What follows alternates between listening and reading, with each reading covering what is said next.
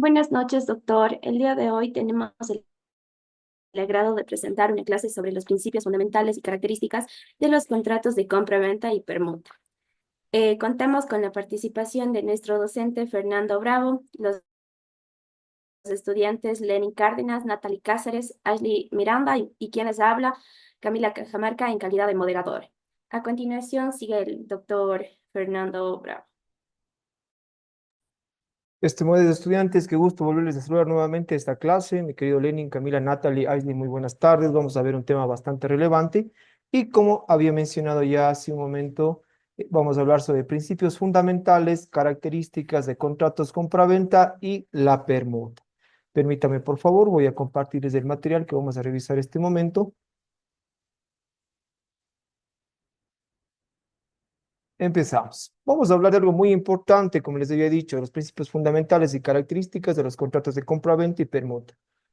Para dar inicio a esto, creo que hablando de compra-venta es algo bastante común, es algo que vemos en nuestra vida cotidiana, que se utiliza en ciertas negociaciones y para que tengamos únicamente como referencia, cuando hablamos igualmente de un contrato de compra-venta, es un acuerdo legal entre dos partes, ¿no es cierto? Un acuerdo legal entre dos partes que implica un comprador y que también implica un vendedor, donde se van a poner de acuerdo, ya sea por la propiedad de un bien inmueble o mueble o bien un servicio. Sí, donde va también, en este caso, a estipularse o a determinarte la cuantía, el precio determinado, es lo fundamental dentro de un contrato. Entonces, vamos a continuar. Para empezar, por favor, le voy a pedir, Lenin, ¿qué nos dice el artículo 1530, perdón, 1732? Nos dice que la compraventa es un contrato en que una de las partes se obliga a dar una cosa y la otra a pagarla en dinero. El que contrae la obligación de dar la cosa se llama vendedor y el que contrae la de pagar el dinero, comprador. El dinero que el comprador se obliga a dar por la cosa vendida se llama precio. Perfecto, gracias, mi estimado Lenin. Sí, justamente como menciona el artículo 1732 de nuestro Código Civil, como bien menciona aquí y como hablaba hace un momento, se tiene que determinar la cuantía. Sí, es bastante claro este artículo, bastante simple, bastante objetivo también, porque como habían mencionado ya, se trata de un comprador y un vendedor, donde en este caso se va a poner de acuerdo de un valor determinado. En este caso, el comprador se obliga a dar la cosa, así también como el vendedor a pagar por ello. ¿Sí?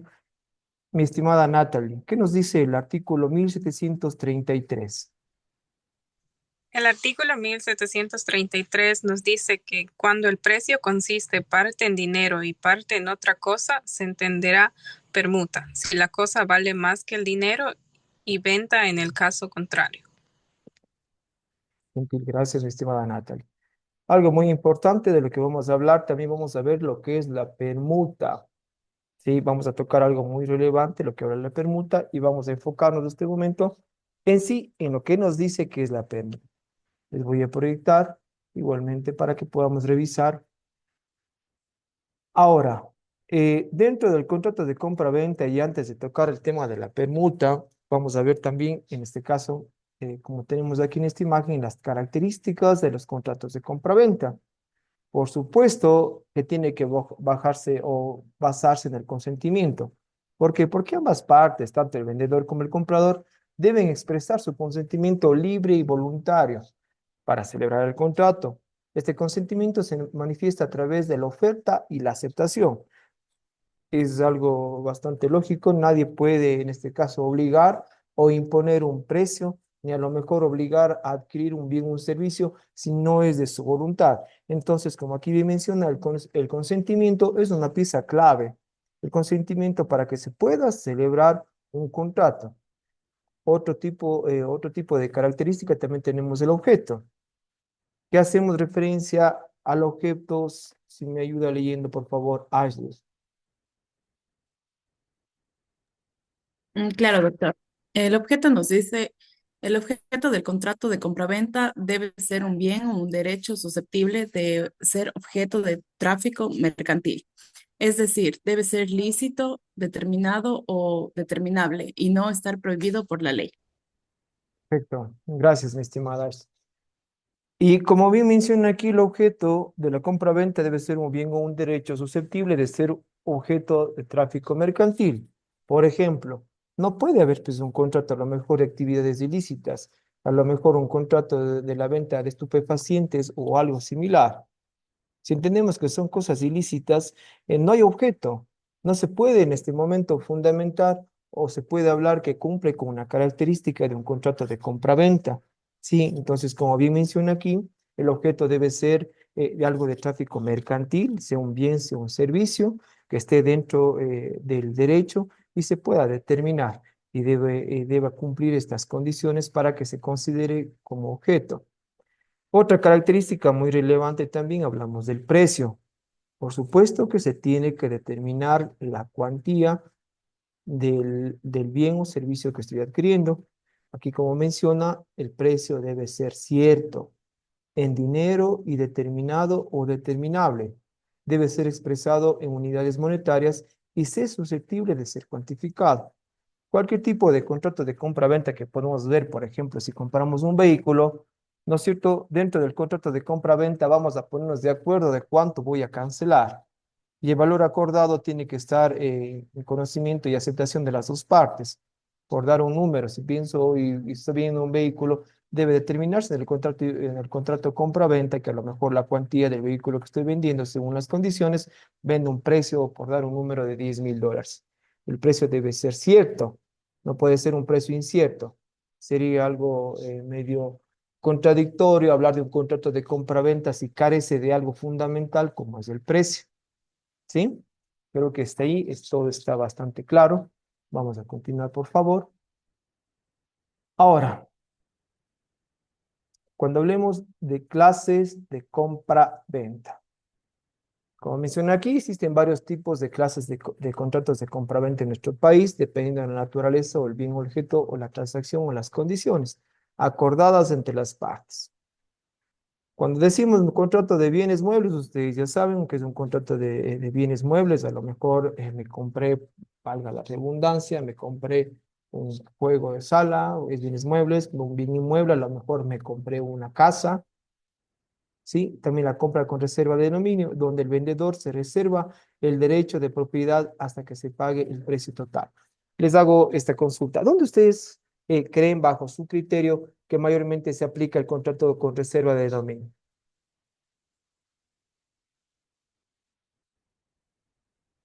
Una idea que podamos tener de una reserva de dominio, que algo vemos bastante común y cotidiano que se da y dentro de nuestra ciudad, creo que es bastante, incluso podemos tener familiares cercanos que tienen un contrato de compraventa con reserva de dominio.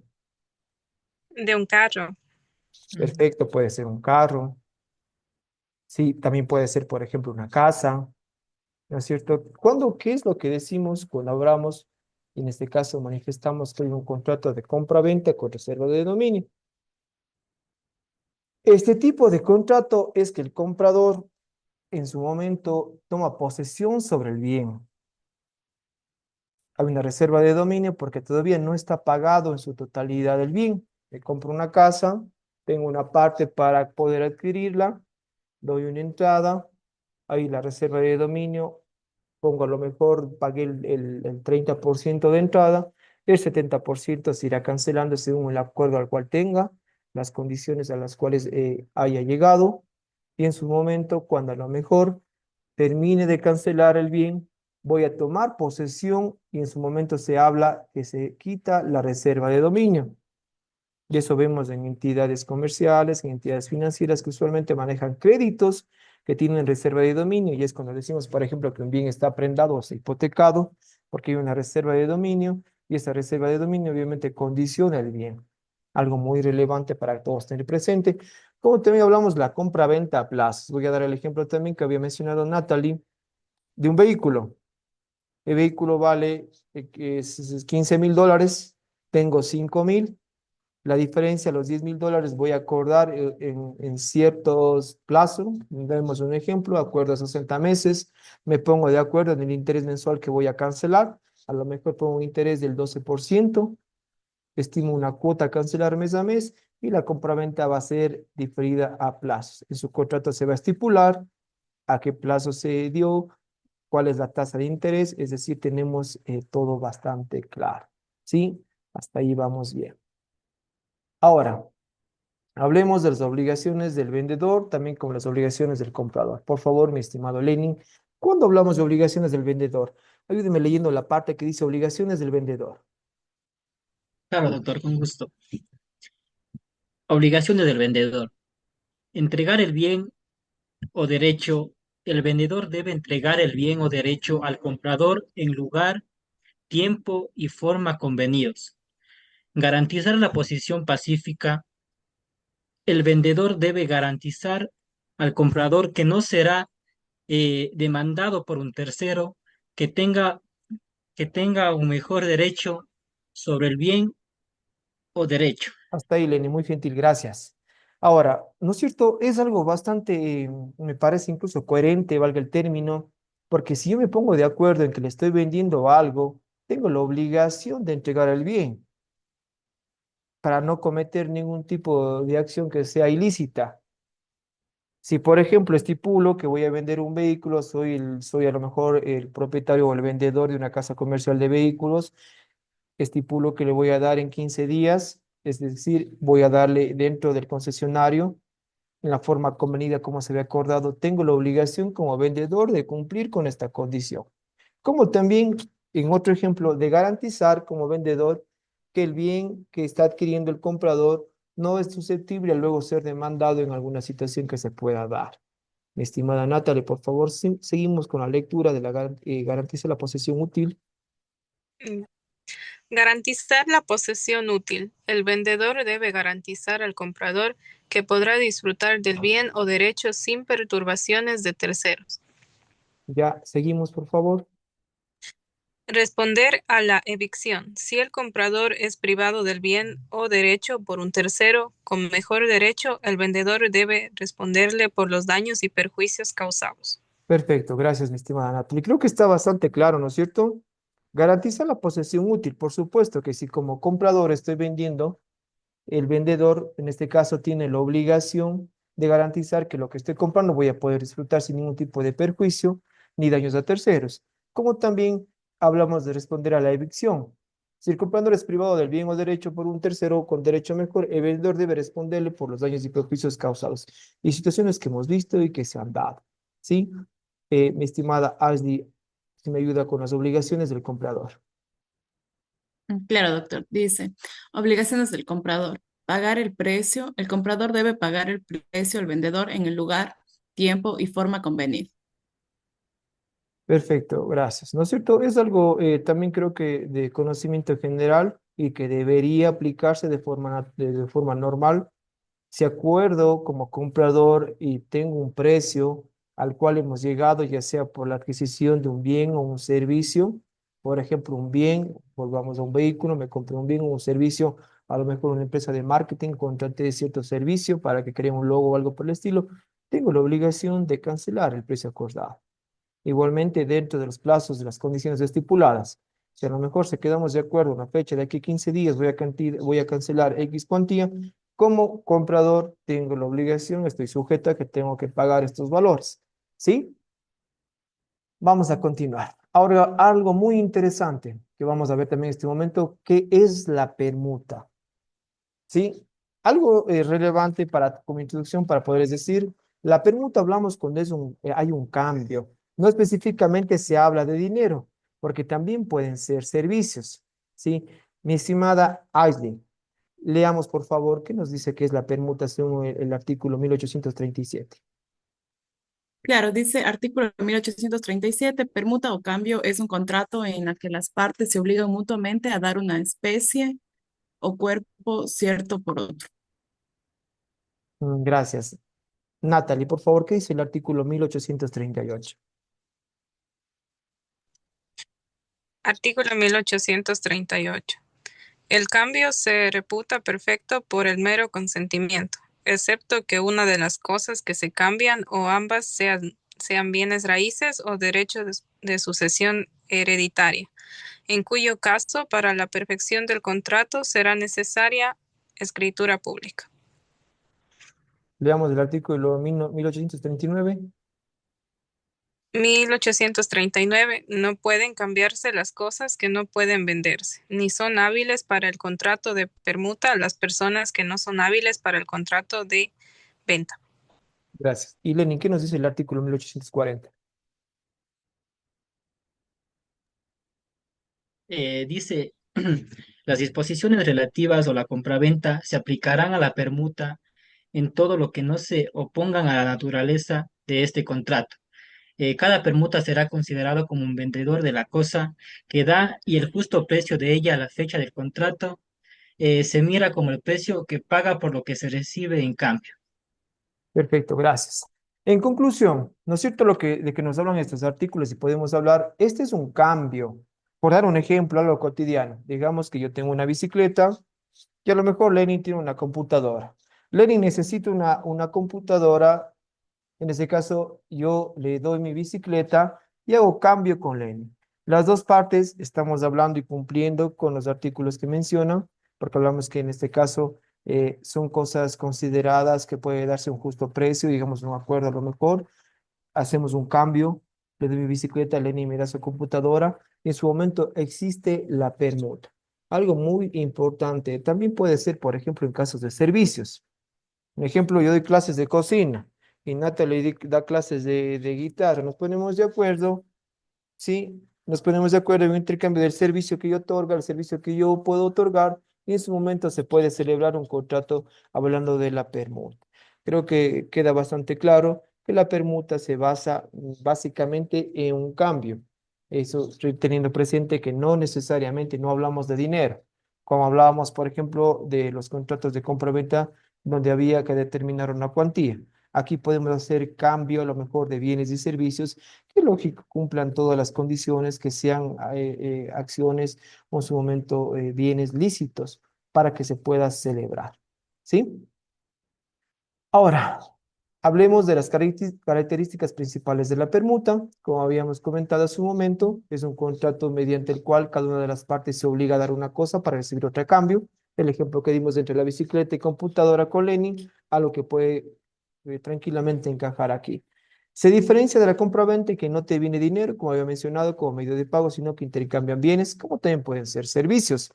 ¿Sí? No hay ninguna transacción donde va a haber una cuantía determinada, sino más bien hay un bien que se está haciendo cambio y lógico, las partes también deben sentirse satisfechas y estar de acuerdo. Debe ser también un acuerdo de voluntad.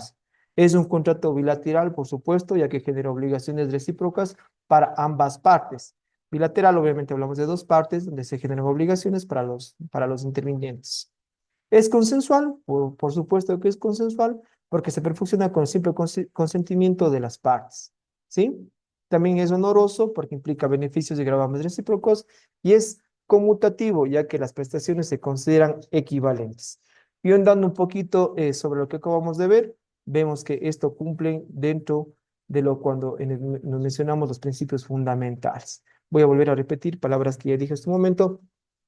¿Qué hablamos? Lea, por favor, Lenin, el principio de autonomía de voluntad. Claro, doctor, con gusto. Principio de la autonomía de la voluntad. Las partes tienen libertad para establecer los términos y condiciones del intercambio. Pueden determinar libremente qué bienes serán objeto de la permuta.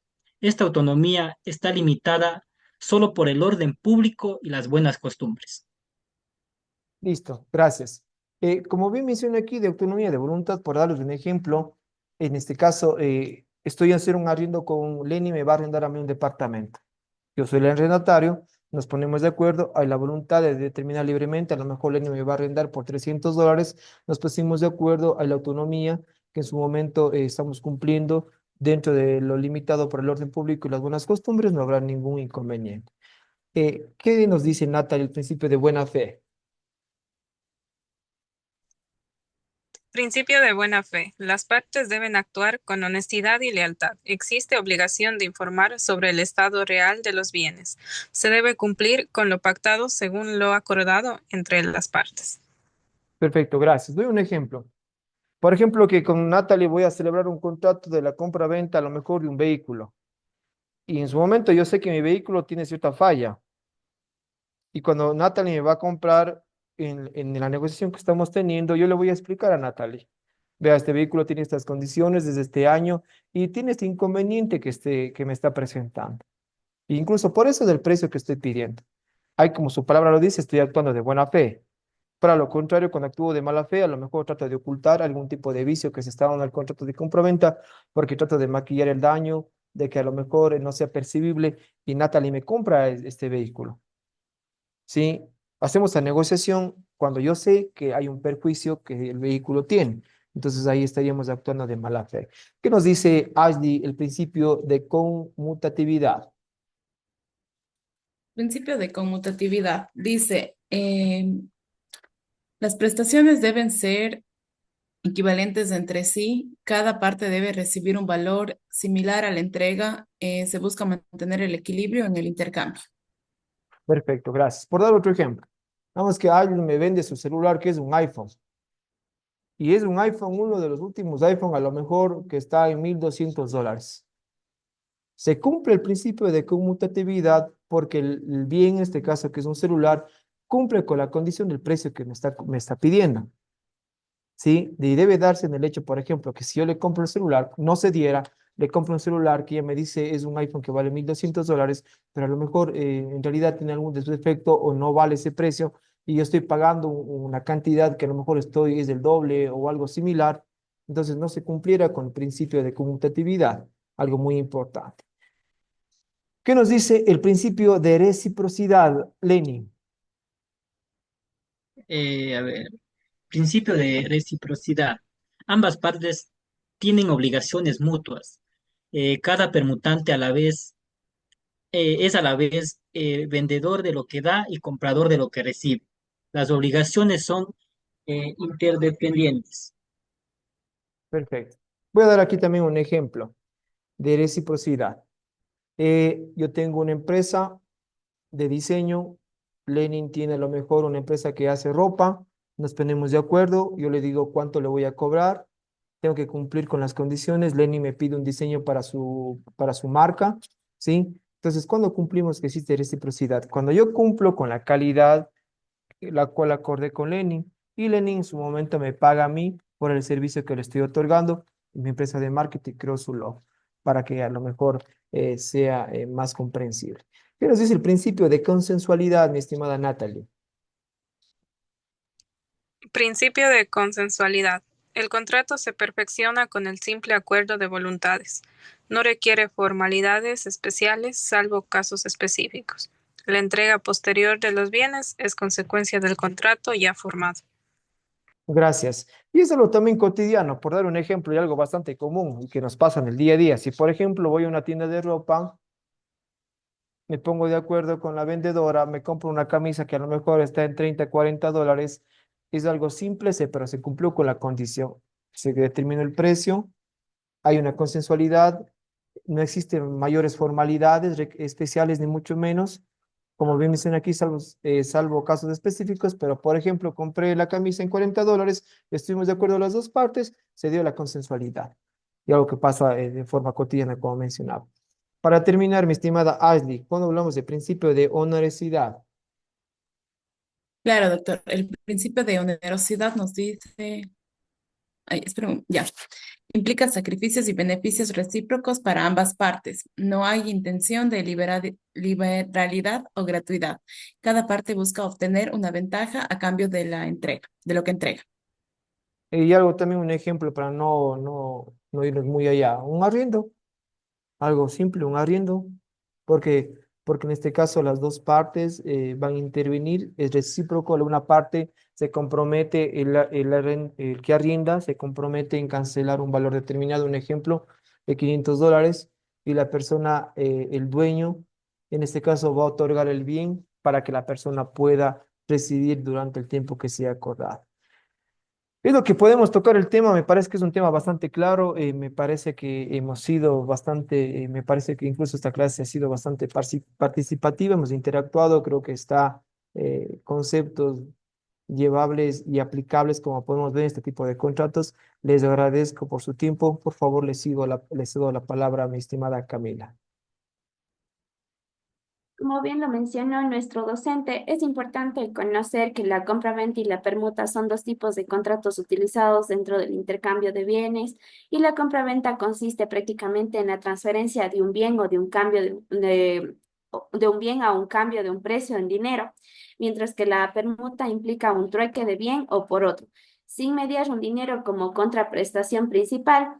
Por lo tanto, se puede decir que ambos contratos se han visto muy importantes dentro del derecho civil y comercial, y aquí hay que tener en cuenta siempre los principios y las características que prácticamente se basan cada uno de estos. Y así prácticamente se irá regulando las condiciones para poder garantizar una mejor seguridad jurídica dentro de las partes involucradas. Bueno, tenemos unas preguntas para los estudiantes. Lenny, ¿cuál es la principal diferencia dentro del contrato de compra-venta y el contrato de permuta? Claro, con gusto. Respondiendo a su pregunta, la principal diferencia entre un contrato de compraventa y un contrato de permuta radica en la naturaleza de de la contraprestación. En otras palabras, para entender, en un contrato de compraventa, una de las partes, en este caso el vendedor, se obliga a transferir la propiedad de un bien a otra parte, el cual es el comprador, a cambio de un precio cierto y en dinero. Esto quiere decir el intercambio se realiza por dinero. En cambio, en un contrato de permuta, las partes se obligan a intercambiar los bienes entre sí. Si no interviene eh, no interviene el dinero como medio de pago, sino que se trueca bienes por otros bienes. Gracias. Listo, mis Bueno, estimados gracias. estudiantes, les agradezco por su tiempo, ha sido muy valioso, mi estimada Camila, Ashley, Lenin y Natalie, creo que hemos aprendido bastante sobre este tema, espero cumplir con las condiciones y este momento también que la información quede en pleno conocimiento de ustedes, me despido, una muy buena noche, estamos en contacto, gracias. Gracias, doctor. Gracias, doctor. Gracias, Gracias, profe. Buenas doctor. noches.